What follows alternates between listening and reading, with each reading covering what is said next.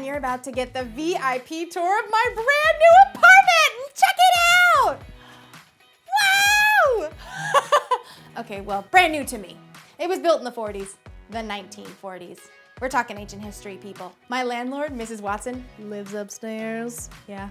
She was really nice to let me rent this place super cheap. As long as I do some work on it myself, it's great for my bank account. But it's also great for you because I'm going to show you how to do some amazing do-it-yourself hacks this month while we talk about forgiveness. Forgiveness is deciding that someone who has wronged you doesn't have to pay. Forgiveness is an incredible tool that can take broken things and make them whole again. Forgiveness can cover ugly words and thoughtless actions like a coat of fresh paint. Forgiveness can make things fresh and new. So today, I'm going to show you 3 simple steps for turning this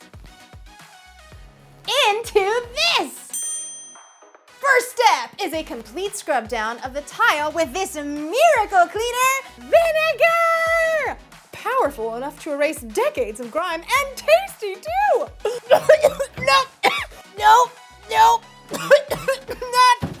not tasty. Please do not try this at home, children. Never do that again. Anyway, first off, we're gonna fill up the sink and create a solution of hot water and vinegar. That is not a sound you ever want to hear when you're doing a do-it-yourself project. Let's check it out.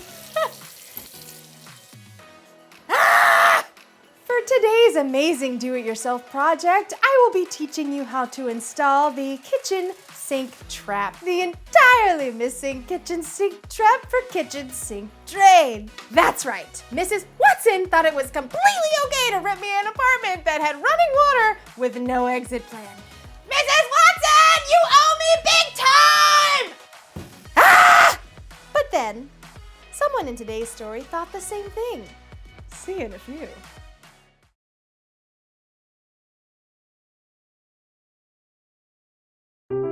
The Bible. It's 66 books of history, stories, letters, and poetry that fit together to form God's one big story. The epic adventure of how He created us and loves us so much that He made a way to rescue us. As we travel through the Bible, from Genesis to Revelation, we discover people who met God and found their lives changed forever. And now for an amazing story inspired by the book of Matthew, chapter 18, verses 21 through 35. One day, Peter came to Jesus with a question. Lord, how many times should I forgive someone who sins against me? Up to 7 times? Peter must have been really proud of himself. Being able to forgive 7 times sounded like an awful lot, like really getting it right. But Jesus didn't really see it that way. I tell you, not 7 times, but 77 times. Wait, I'm supposed to forgive someone 77 times? As he often did, Jesus told a story to help explain what he meant. The kingdom of heaven is like a king who wanted to collect all the money his servants owed him. If Jesus told the story today, it might sound something like this. The king peered down from his magnificent titanium throne and called for his royal keeper of records. Royal Keeper of Records. Please refer to me as CFO. CFO. Chief Financial Officer. That's... I know what it is. CFO. How are the royal coffers? They aren't coffers, they're offshore digital accounts. The record keeper whipped out his tablet and instantly set up a secured network. Fine. How are my offshore digital accounts? Alarmingly low. How's that? Where's all my money? You've lent it out to people, Your Majesty. Lent it out? Well, make them give it back. The king called for a servant who owed him an immense amount of money. You owe me? How much does he owe me? 10,000 golden credits. 10,000 golden credits. 10,000 golden credits? Pay it back at once. But I could work my whole life and never pay that back. You should have thought of that before spending 10,000 golden credits. What even costs 10,000 golden credits? Stuff. Stuff? Stuff. Matter, material, or articles of a specified or indeterminate kind. I know what stuff is.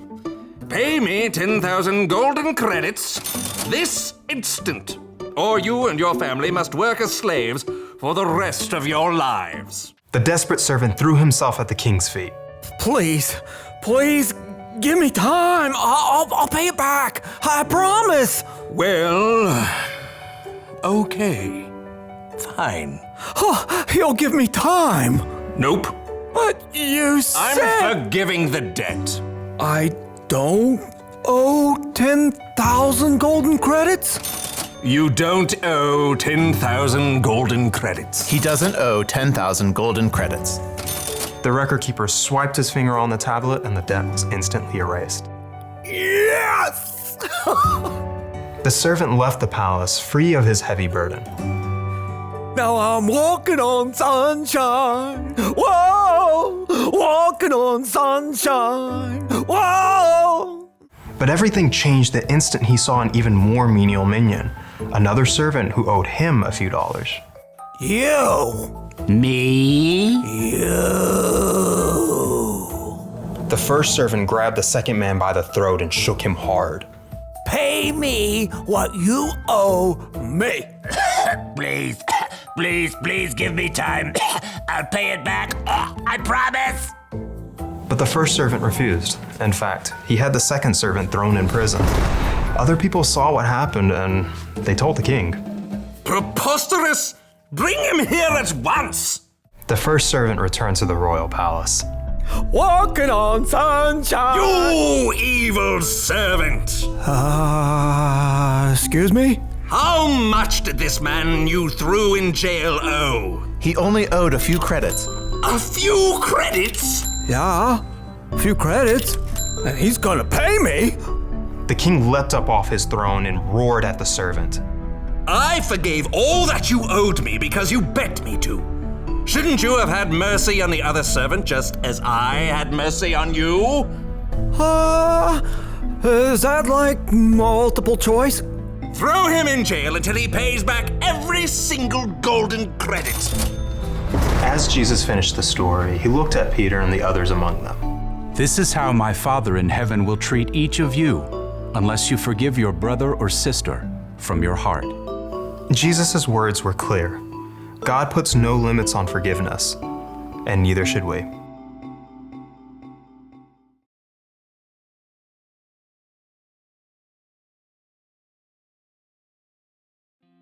Pliers, check. Seek trap, check.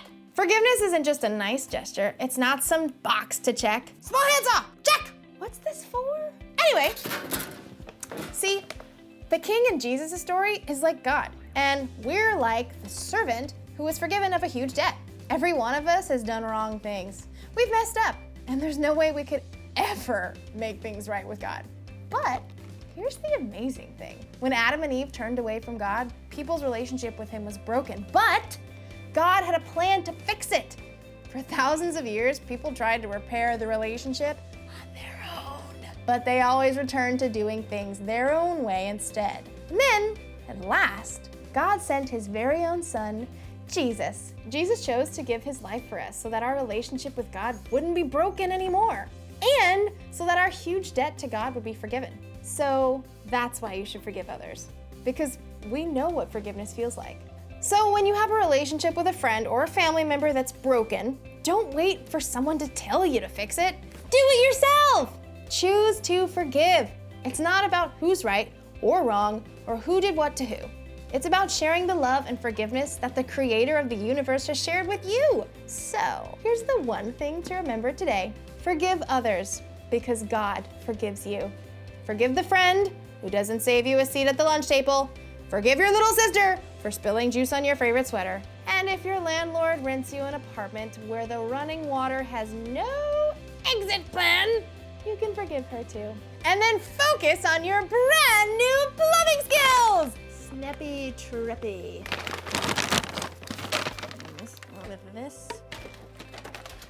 Okay, step 1. Attach the tail piece by securing the slip nut onto the sink strainer. Okay, looks like I'm gonna need to focus on this. Maybe have 3 or 4, 12 extra hands. Wish me luck! See you soon!